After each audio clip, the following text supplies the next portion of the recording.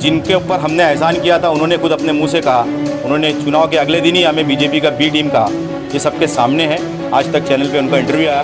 पूरी भिवंडी जानती है कि बैरिस्टर असद ओवैसी साहब की अपील पर एक पॉलिटिकल पार्टी जिसका 2000 की भी हैसियत नहीं थी, उस हालात हाजरा में वो चुनाव जीत जाती है और उसके बाद चुनाव जीतने के बाद जो अपना रंग दिखाती है वो सबके सामने है। और उसके रूलिंग एमएलए मंत्री से मिल के आ जाते हैं और 2 दिन में डॉक्टर अपॉइंट होगा, यानी कोई आज तक अपॉइंट नहीं है। इतना इससे बड़ा मजाक क्या हो सकता है कि हम तो जानते ही हैं उनको कि बेगम भाग है, लेकिन आप मंत्री से मिल के आते हैं, मंत्री दखल नहीं देता है। साथ सड़क की बात हो रही है, आप हर रोड की रिबिन काट देते हो। अरे 52 रोड 2018 में ऑलरेडी सेंक्शन किया है स्टेट गवर्नमेंट ने। वो नालायक सरकार थी, बेगम खान सरकार थी, लेकिन 52 रोड एमएमआरडी के माध्यम से भिवंडी में बन रहे हैं। वो बन नहीं है, वो बन रहा है, आप खड़े हो जाते हो। अरे आपके खुद के एमएलए जो है अबू आसिम आजमी, वो खुद न्यूज़ चैनल को वाइट दे रहे हैं कि हमको निधि नहीं मिली, अभी तक रो रहे हैं। और आपके पास पता नहीं हज़ारों करोड़ रुपया कहाँ से आ जाता है कि आप रोड बना देते हो, अब आईजीएम में करोड़ों रुपए की मशीन दे देते हो। आप जो काम रहता है वो काम आप ही करते हो। तो ये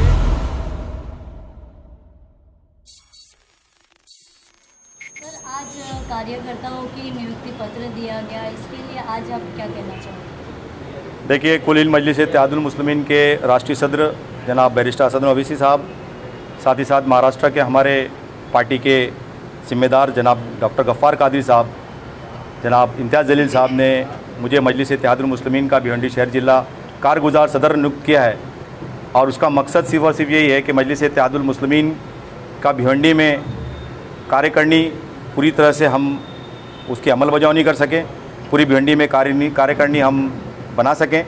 तो वार्ड वाइज हम काम कर रहे हैं। इसी के चलते आज भिवंडी शहर जिला की बेसिक बॉडी का हमने अनाउंसमेंट किया है और सभी को जिम्मेदारी दी है कि वार्ड वाइज 1 हफ्ते के अंदर रिपोर्ट सबमिट करें, ताकि आने वाले वक्त में हम वार्ड के जिम्मेदार तय कर सकें और बूथ वाइज काम कर सकें। हमने 15 पार्टी के जो जूने जिम्मेदार थे, जो अहम कारकुन की हैसियत से काम कर रहे हैं, इन सभी को आज जिम्मेदारी दी है। अल्हम्दुलिल्लाह लगभग 200 लोग शामिल हुए कार्यकर्ता, क्योंकि पार्टी में शामिल होने वाले ज़्यादा कारकुन आज यहाँ पर अलग अलग इलाकों से आए थे। इसके चलते ज़्यादा तादाद हो गई थी, लेकिन उसके बावजूद एक कामयाब प्रोग्राम की शक्ल लिया और जितने भी लोगों को जिम्मेदारी आज पार्टी ने दी है, ये सभी आने वाले वक्त में कुल हिंद मजलिस इत्तेहादुल मुस्लिमीन के राष्ट्रीय सदर बैरिस्टर असद ओवैसी साहब की विचारधारा को घर घर पहुंचाने का काम करेंगे और आवाम के मसाइल के लिए संघर्ष करेंगे। ऐसी हमारी शुभकामनाएं उनके साथ। ये देखा जाए तो कारपोरेशन की तैयारी भी चल रही है हिसाब से, तो जिस तरह से आमदार के इलेक्शन में समाजवादी के साथ मिलकर लड़े थे, अभी भी वो सिचुएशन रहेगी कारपोरेशन में? देखिए, माजी में जो हुआ, हमारा कोई अलायंस नहीं था। इसका बाकायदा हमारी पार्टी की तरफ से प्रेस रिलीज की जा चुकी है और इंक्लूडिंग जिनके ऊपर हमने एहसान किया था उन्होंने खुद अपने मुँह से कहा, उन्होंने चुनाव के अगले दिन ही हमें बीजेपी का बी टीम कहा। ये सबके सामने है। आज तक चैनल पे उनका इंटरव्यू आया।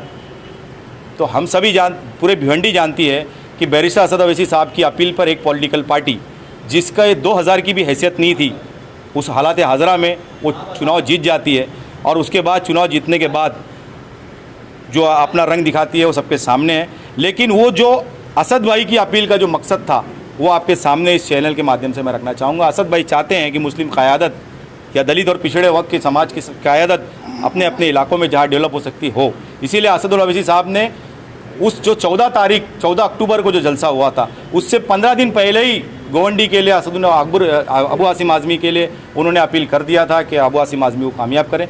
और भिवंडी में उन्होंने भिवंडी ईस्ट असेंबली हल्का इसी मकसद के साथ छोड़ा कि एक एमएलए हमारा भिवंडी में भी बन जाए, एक हमारा एमएलए बाइकल्ला में बन जाए। लेकिन वो मकसद हल नहीं हो पाया क्योंकि इन्होंने धोखेबाजी की और मजलिस इत्तेहादुल मुस्लिमीन का जो बाइकल्ला का जो हमारा एमएलए है, जहाँ से इनकी पार्टी का एक अदना सा कॉर्पोरेटर जो आज भिवंडी की आवाम ने जिसको एमएलए बनाया, इसने वहाँ धोखेबाजी की और मदनपुरा कॉन्स्टिट्यूंसी से इन्होंने हमारा साथ नहीं दिया। इसकी वजह से हमें अफसोस है कि माननीय देश की आवाज़ जनाब वारिस पठान साहब, जो कि माजी में 23,000 वोट पा के जीते थे, लेकिन 32,000 वोट पा के 9,000 वोट प्लस भी पाए, लेकिन कामयाबी की शक्ल नहीं ले पाए। इंशाल्लाह आने वाले वक्त में अल्लाह उनको कामयाब करेगा, ऐसी हमारी सोच है। कुल हिंद मजलिस इत्तेहादुल मुस्लिमीन आपके दरमियान 2014 से लगातार संघर्ष कर रही है, आपके मौजू ले रही है।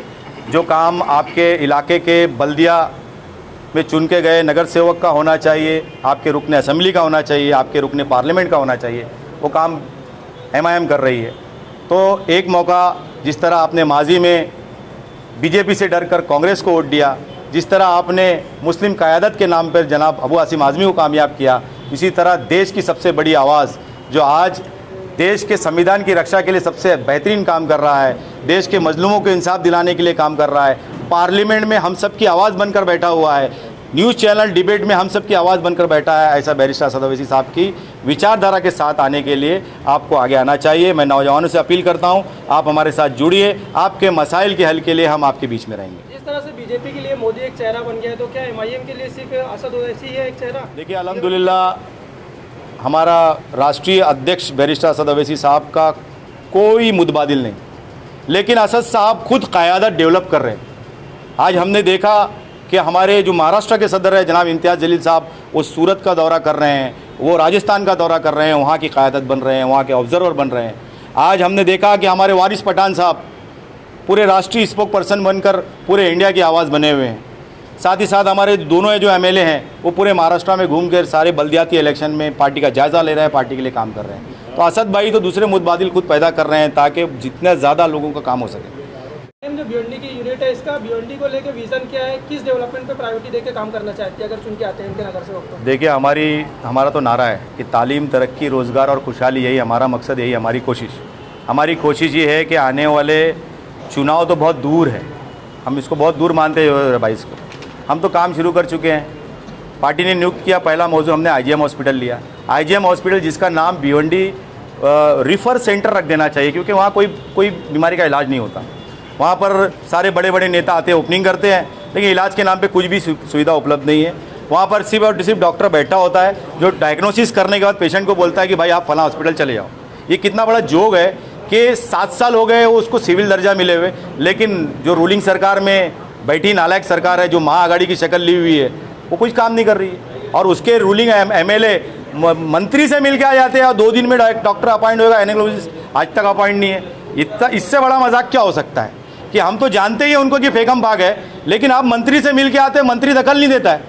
तो मंत्री जो है वो किस लेवल का नालायक है वो सामने है सबके। आज राजेश टोपे इतने सीरियस मैटर पे कि एक बच्चा मर सकता है, एक माँ मर सकती है, तो एक पालक जो है वो बच्चे और माँ से जो है वो जुदा हो सकता है। ऐसे हालात में भी आप गायनेकोलॉजिस्ट डॉक्टर भिवंडी में नहीं बेच पा रहे हैं। क्या गायनेकोलॉजिस्ट डॉक्टर भिवंडी इंडिया में है नहीं क्या?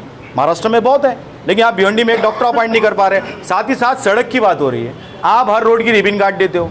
अरे 52 रोड 2018 में ऑलरेडी सेंक्शन किया है स्टेट गवर्नमेंट ने।